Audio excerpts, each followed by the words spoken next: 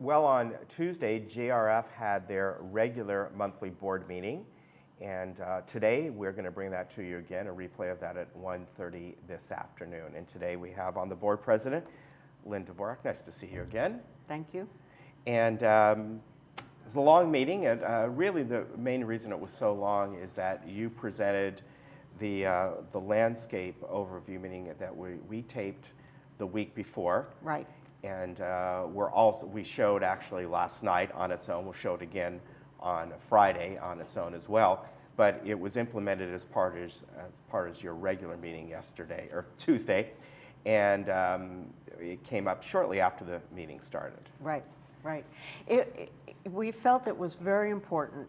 It's been years since an operational review has been done in the community, and we did two this year. One was on projects and procurement, and we'll be hearing more about that. We had some things that needed to be done, and dealt with based on that report, and much of it will be handled with the new finance software that we're purchasing. So Betty Parker will be giving an overview, I believe, at the December meeting on that. But the landscape operational review was one that there was a lot of contention as to whether or not we should do it, we shouldn't do it when we planned it. And the reason we did do landscape is because I know all the years I've lived here, I keep hearing people say, oh, landscape is so inefficient, and we could go out to bid to individual landscapers and get a better job, much cheaper. And clearly, when this operational review came through, and we feel one of the best companies, consultants that we could possibly have asked for do it. They spent over 500 hours studying. Wow. They had 6 people on site going around to different areas, testing soils, testing water, it was a phenomenal job. And all they could say is they kept pinching themselves to say, what are we missing? Because we have such an efficient, lean operation, and they really had very little to criticize. They said the main thing was our slopes, and really that is at the direction of the mutuals and the corporate directors as well as GRF. It's really not the sole responsibility of the landscape department, because as you've seen over the years, different boards have put in place a slope plan for rejuvenation, and then the next board that gets in takes away the budget. And so it's no wonder that some of our slopes are suffering. But all in all, it was just an unbelievably good operational review. And as a result of that, in our board meeting, we went on and we planned the next operational review, which will be in property services and gate access. That came as a result of a request from the managers of PCM saying, we need some help with this. The calls are increasing tremendously. Our staff hasn't, our systems haven't, and unlike the projects and procurement situation, this department will not be affected by the new financial software coming in, so there's no point in waiting until that software is in place to see if it changes any of our systems. So we're going to go out to bid for property services operational review. And part of what GRF has done this past year is put into the budget monies every year for reviews of different departments, so that we can get an overview and make sure that we're doing things as efficiently and cost effectively as we can. Yeah, going back to the landscape operational review, and I was watching it up here, and it was really remarkable. It was. It was, in fact, the good things that the gentleman had to say. And I think when you look at the landscape department, what's amazing is you have some individuals that have really been here close to 40 years. Yes. 25 to 40 years. So they Yes. know every inch of this place. Yes.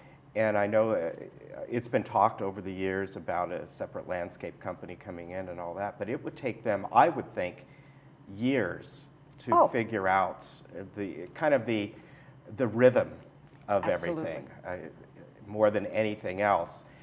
Just like just my own little garden at home, to bring a gardener come in and plant my vegetables for me and that. Well, I know over the years how things grow, and this works here, that doesn't. For somebody to learn that, it would take them 2 or 3 seasons just in my yard just to figure something out. Well, you know, and I think that's a testament to the landscape department. Oh, absolutely. And landscape is more than mow and blow, which Yes, is what a lot is. of what we see. You know, people have said, oh, well, look at the community center parking lot and that landscaper, and they pay, the city pays much less or for the medians per hour than we do. But so much more goes into ours. And we are, as he explained, testing soil, doing pesticide, testing water, having to treat the soils based on the results of those tests. And, you know, to get in another landscaper and try to put into place all of the parts that we currently have working so well, we would see maybe initially, you can always make things greener by watering more, but it comes back to bite you. And once you eliminate what we have, we may never be able to get back to this point. And there is a movement in the village, as all the directors know. Most of the people, the residents, aren't aware of this, but there is a movement to eliminate the unions, eliminate the union workers, and just go out to bid on everything, all of the services in the community. And what we were trying to stress with this landscape operational review and showing it and taking the time for people to see it is to see, why would we throw the baby out with the bathwater? Why would we eliminate something that is working so well and is really a hallmark of this community for what some people, a few people, perceive as maybe saving some money? And clearly they've said that they can get better results cheaper. How do you get better results than above the industry standards on almost every area of our community? So people need to be aware that we really are doing things the way they should be done, and our history and our longevity of our employees is really what makes the difference. Yeah, I think that really does. And shown on that presentation, a lot of people don't realize it gets right down to this community makes its own mulch. That's right. And operates its own nursery.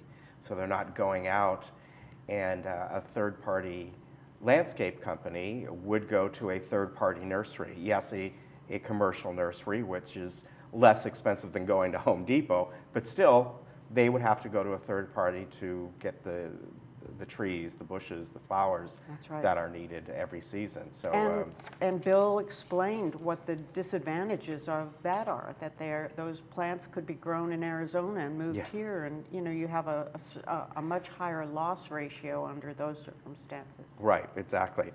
Moving on, one of the things you talked about, you have the 50th anniversary and some appropriation for that, for some of the celebration events. Yes. We are planning to have a number of different activities throughout the 2014 year, because that is our 50th anniversary. And you only do that once, hopefully. Right.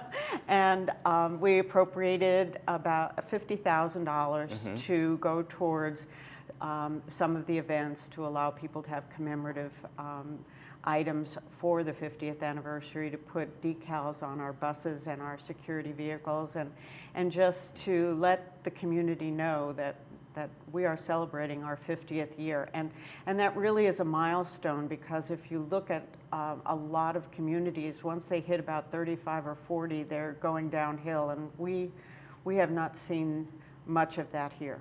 Right. And someone mentioned that, well, these decals are only good for a year. That's not really true. Most communities that are going to celebrate a major milestone, they'll keep those decals out Until they have to be replaced. Yeah, exactly, for several years, and that's pretty common. Another thing that was talked about, we're coming up on the holiday season, holiday decorating at the gate entrance walls. And explain this a little bit, because Yes. someone talked about, well, a lot of the gate ambassadors bring their own decorations, and so kind of explain what the gist of this is. Well, because we're renovating the gates, and we're doing, we did one, we'll be doing 7. There's a portion of gate 12 that is in renovation with the molten widening. Right. It was brought to our attention that we have never had any consistency in decorating, and over the years, and more recently than in the past, we've been getting complaints that decorations were inappropriate for different religions, whatever. And so we decided that we would institute a policy with each gate as it's renovated that would have GRF doing the decorating on those gates. We'll allow the other gates to continue as they are until they're renovated. Okay. But one by one, we will take over the gates and have a more uniform, generic type of holiday decoration. Okay, something that eventually will be very consistent. Yes. Throughout. Absolutely. Okay. Also, energy was on Yes. was a discussion yesterday.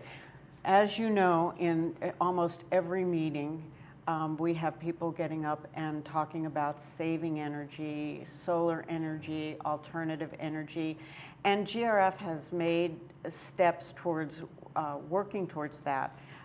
We have a pilot program that in another resolution, we decided not to go out to a consultant, but go out directly to bid for that pilot program. But in addition, we know that there are other energy efficiencies that we could be doing in the interim while we wait for alternative energy to catch up with our clubhouses.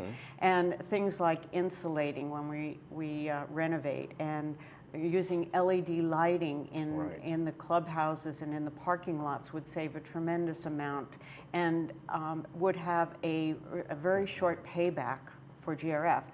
But up till now, it's been up to individual committees to kind of make these suggestions, and they've been random and not always carried through. So we set up an energy committee for GRF, and that committee now will filter through and look at all the things we can be doing, our energy management system, continuing that or expanding on it. The lighting, I suggested to the people that would most likely be on that committee that they do a supplemental appropriation in 2014 for a trial program on the LED lighting. Yeah. But to get into the budget for 2015, converting to LED lighting. So those are the types of things that committee will be dealing with, and I'm sure that many of our residents will be happy to hear that we're moving forward with energy efficiencies. All right, definitely it's not an easy venture to take, simply because of the mutuals. And when you look at overall at especially solar energy, you have 100 different variables in this community absolutely. on how to use it. But it's nice to see it's moving forward. Nice to see you again. Thank you. We're out of time right now, but great that you could come on, and good luck to you. Thank you. And whatever happens, you've done a wonderful job as board president for the last year. Thank you very much. All right. Folks, we'll be back in just a moment.